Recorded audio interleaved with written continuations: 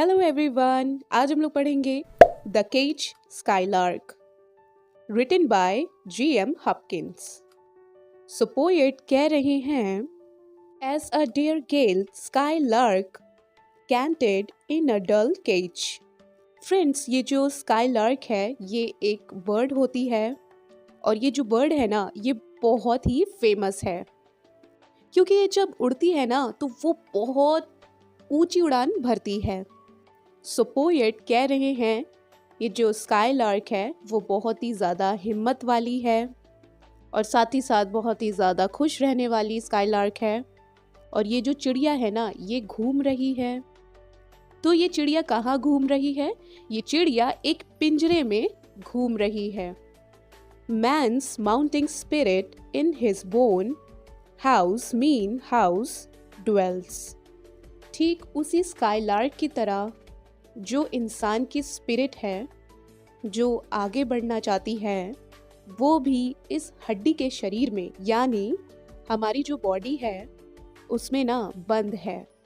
ठीक उसी तरह जिस तरह ये जो बर्ड है वो आगे बढ़ नहीं सकती, पिंजरे में कैद है, तो हमारी जो स्पिरिट है, हमारी जो आत्मा है, इस शरीर में कैद है। That bird beyond the remembering his free frails, this in drudgery they'll bring out life's age। यानी जिस तरह से उस बर्ड को ये नहीं याद जब वो आज़ाद था तब उसका जो टाइम था, समय था, वो कैसा बीतता था, तो ठीक उसी तरह हमारा जो ये आत्मा है तो उसको भी नहीं पता कि जब वो फ्री हुआ करती थी तो उसका समय, उसका टाइम कैसे बीतता था, उसे क्या याद है। तो ये हार्ड लाइफ, ये जो वर्क जो ये लगातार किए जा रहा है, जो कभी भी ख़त्म नहीं होता, एक फ्रीडम को एंजॉय करना ना उस बर्ड को अब याद है और ना ही हमारी सोल को। दो अलोफ ऑन टर्फ और पर्च और पुअर लो स्टेज, यानी भले ही वो जो बर्ड थी वो किसी घास पर होती, किसी पर्च पर होती या किसी बहुत ख़राब सी जगह में रहती, यानी जो लिविंग कंडीशन है भले ही वो अच्छे नहीं होते मगर फिर भी क्या होता, वो बर्ड, वो चिड़िया खुश होती। Both sing sometimes the sweetest sweetest spells.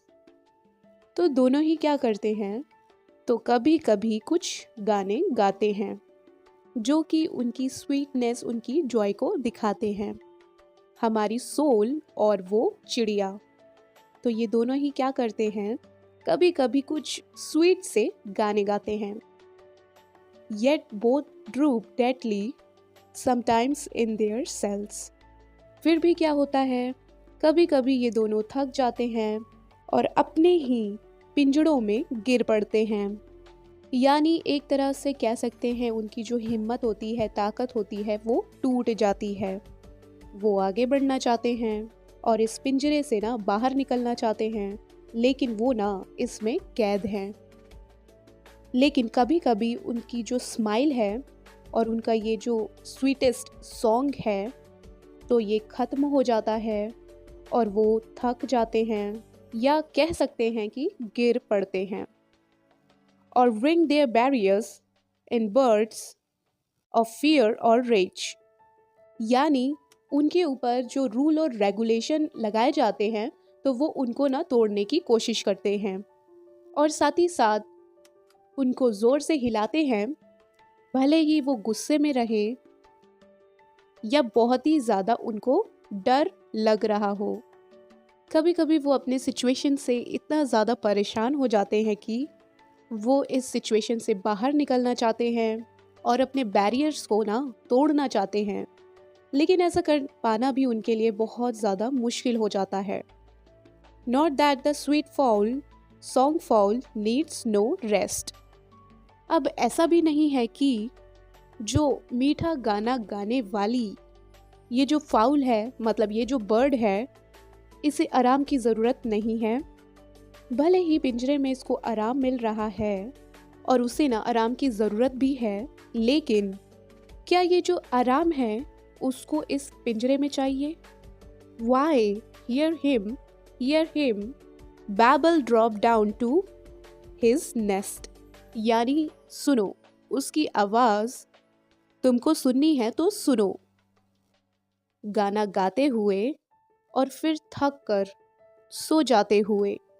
तो कहाँ? तो अपने नेस्ट में, वो नेस्ट जो उसने बनाया है। But his own nest, wild nest, no prison. यानी उसका नेस्ट जो जंगल में है, जो उसने बनाया है, कोई जेल और कोई पिंजरा नहीं। वहाँ पर उसकी आवाज़ मत सुनो। अगर उस पक्षी की आवाज़ सुननी है तो वहाँ सुनो जहाँ उसका घर है, जहाँ वो रहना चाहता है। Man's spirit will be flesh bound when found at best. यानी इंसान की जो स्पिरिट है और उसकी जो आत्मा है, जब वो अपने बेस्ट सिचुएशन में रहेगी, यानी जब वो हेवन पहुंच जाएगी और उसे पीस मिल चुकी होगी, फिर भी वो क्या होगी? वो ना एक फ्लैश बाउंड होगी, यानी वो अपनी बॉडी से अटैच्ड होगी।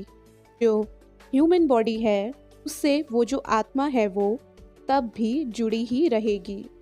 But unencumbered meadow down is not distressed for a rainbow footing it, nor he for his bones risen. मगर इस शरीर का उस पर कोई भी फर्क नहीं पड़ेगा और कोई भी बर्डन नहीं होगा। ठीक उसी तरह जिस तरह से किसी घास के मैदान में जो छोटे छोटे पौधे होते हैं तो उन्हें ना रेनबो से परेशानी नहीं होती है। यानी जब कभी रेनबो निकलता है और रेनबो का जो बेस होता है ना वो उन प्लांट्स के पास होता है, तो उन प्लांट्स को ना रेनबो के जो वेट है, मतलब जो वज़न है, उससे कोई भी परेशानी नहीं होती है। ठीक वैसे ही हमारी इस सोल के लिए होगा, और हमारी सोल को भी उस बॉडी की जो वेट है, यानी जो भी प्रॉब्लम्स हैं, तो उससे ना कोई भी परेशानी नहीं होगी। सो फ्रेंड्स, यहीं पे ये पोयम ख़त्म होती है। सो इस पोयम में यही बताया गया है कि हमारी जो सोल है वो हमारे शरीर में कैद है, और वो जो सोल है ना वो आगे बढ़ना चाहती है, और साथ ही साथ वो ना ऊंचाइयों को छूना चाहती है। और एक समय ऐसा आएगा जब वो सोल ऐसा कर पाएगी। तो ये कब होगा? जब हम लोग हेवन में रहेंगे और जब हम लोग को पीस मिल जाएगी। सो आई होप कि आपको ये पोएम समझ में आई होगी और अच्छी लगी होगी। अगर आपको ये पोएम अच्छी लगी है तो लाइक कीजिएगा, सब्सक्राइब कीजिएगा और शेयर ज़रूर कीजिएगा। Thank you.